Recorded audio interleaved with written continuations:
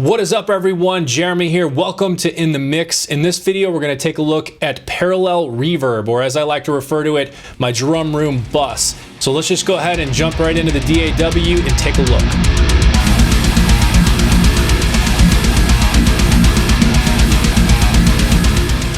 All right, so first of all, what is parallel processing? What does that even mean? So when I say parallel reverb, what does that even mean? So this is a technique where you send signal from one or many tracks into a separate bus, perform whatever processing you want there, right? So hence parallel processing. It's happening in parallel to the original track or original signal. You perform whatever processing you want there. In this case, it's adding reverb and then blending that back with the original signal. That is parallel processing. That's how it works. All right, so before we take a look at the drum room bus, I just want to introduce you to the session that we're working with. And this has some drums in it, obviously. It has some synths, it has bass, it has guitar. It's got a number of things happening here. So I want to go ahead and just play a section of it, and then we'll jump into the drum bus and kind of take a look at, or the drum reverb bus, and just kind of take a look at how I put together that drum room bus. So here's the entire session.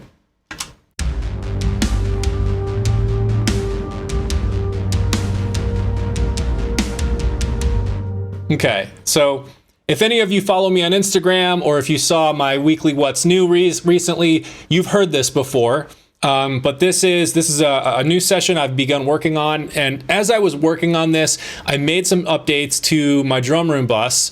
Not my drum bus, the parallel compression and all that, but specifically a separate bus that I call the drum room bus. And this is specifically just for applying some reverb under the drums, specifically. To kind of make them all sound and feel like they were in one space when they were recorded, and add some additional reverb onto them to give them some depth, right? So that they're not just very static. So let's go ahead and just jump right into the drum room bus. And this is it right here. So I'm just going to pull up the plugins I'm using in this bus. And there are only two. And the very first thing is the Slate Digital Infinity EQ. You could use any EQ you may have. Just the built-in Logic EQ would work perfectly fine here. But basically all it is a high pass. And I'm high passing at 190 hertz, a pretty steep slope on this. So it's pretty drastic, just cutting off basically around 190 hertz and allowing anything above that to come through. And so you might be asking, why am I high passing this, right? So let me go ahead and I will solo this drum bus, the drum room bus, so you can hear just the reverb happening from this drum room bus, and I will remove the high pass, and you'll instantly hear a ton of that super like sub bass coming through from those floor toms that are playing in this part. And it just gets very, very muddy and out of control real fast. So here's a quick note, is if you aren't aware, but it took me a little while to figure this out. But if you have all of your drums routed into a bus and you want to solo your sends to a separate bus, you have to actually, on your main drum bus, set the output to no output, solo that drum bus. And then in the separate send bus, so in this case, the drum room bus, I actually I don't solo that one, but I mute any of the other sends so that the only send that's still active is my drum room bus. It's a little weird, but it's the only way I could figure out how to actually solo a send going into a separate bus. So let me play this now, and you'll hear just the drum room bus. It's just the drum room bus. There'll be nothing else. So you're going to hear a lot of reverb, and I'm going to turn off the Infinity EQ high pass, and you'll hear the massive difference that this high pass makes.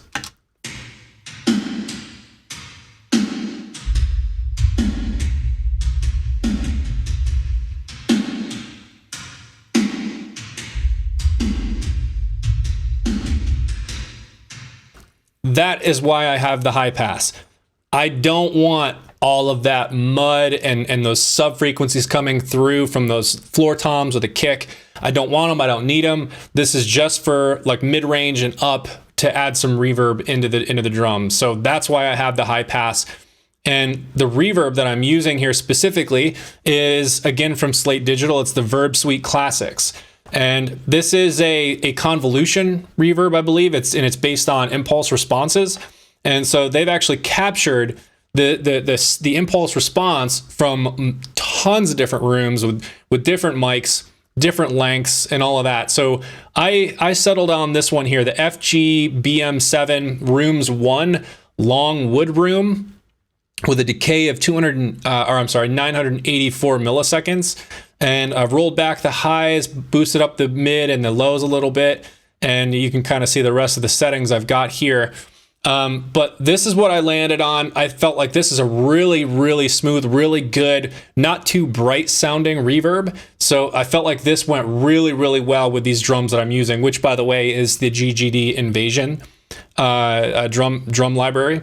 All right, and so I will go ahead and unsolo the Drum Room Bus now, and we will just listen to the drums by themselves with the parallel processing going on here with my Drum Room Bus. So here it is.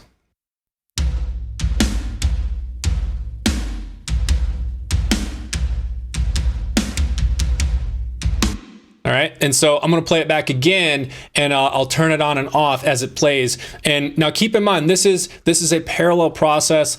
It's faded into a point where I feel like it's there enough that I can hear it in the mix, and it's not overpowering. And that's one of the things that you always have to be cautious about with reverbs, is because it adds that extra sustain. And in this case, 984 milliseconds, it's almost a full second of that reverb. And that can really take up room in a mix, right? So reverbs take up a lot of room in your mix. So I didn't want it to be too overpowering. So if you listen close, you'll clearly hear the difference, especially hone in on the snare and you'll really hear it.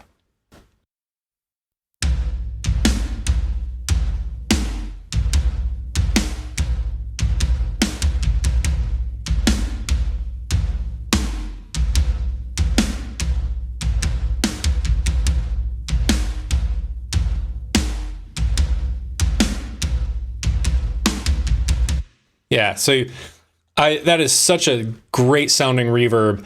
Again, not too bright, but it actually cuts through the mix just fine. And here it is in the full mix again.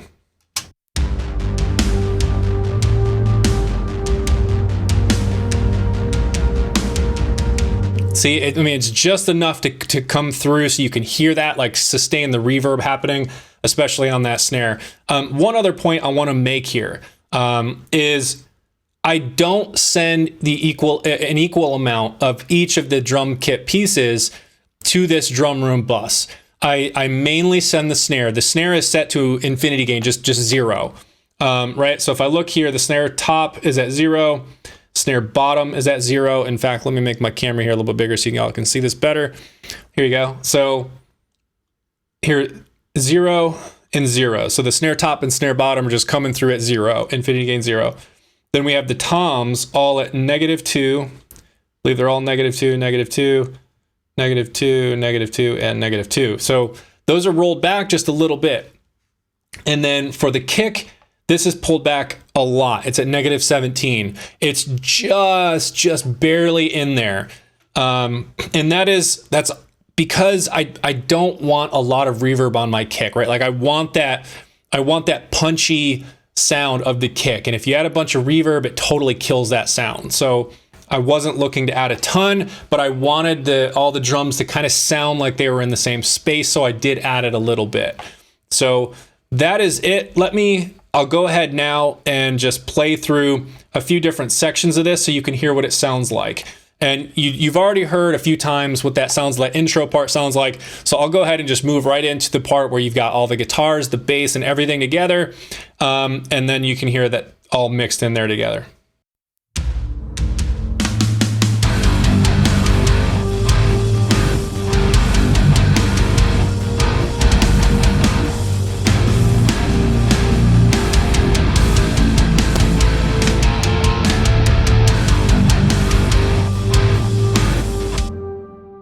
So there you go.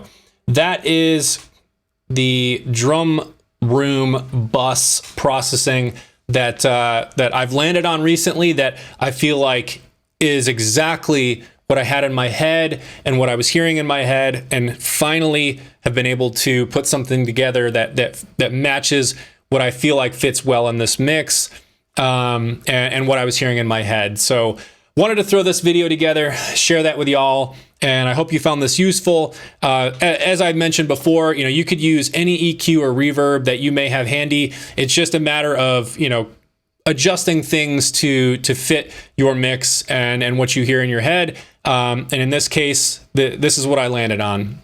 All right, so that is it for this In the Mix video. I hope you like the information that I shared here, specifically on my drum room bus processing and techniques and how I applied this to this mix. If you did and you want some more, hit that subscribe button down below. I've got a lot more content coming up for this In the Mix series. Hit like and share. Hit me in the comments down below with any thoughts you may have on this. And as always, thank you for watching and thank you for your support.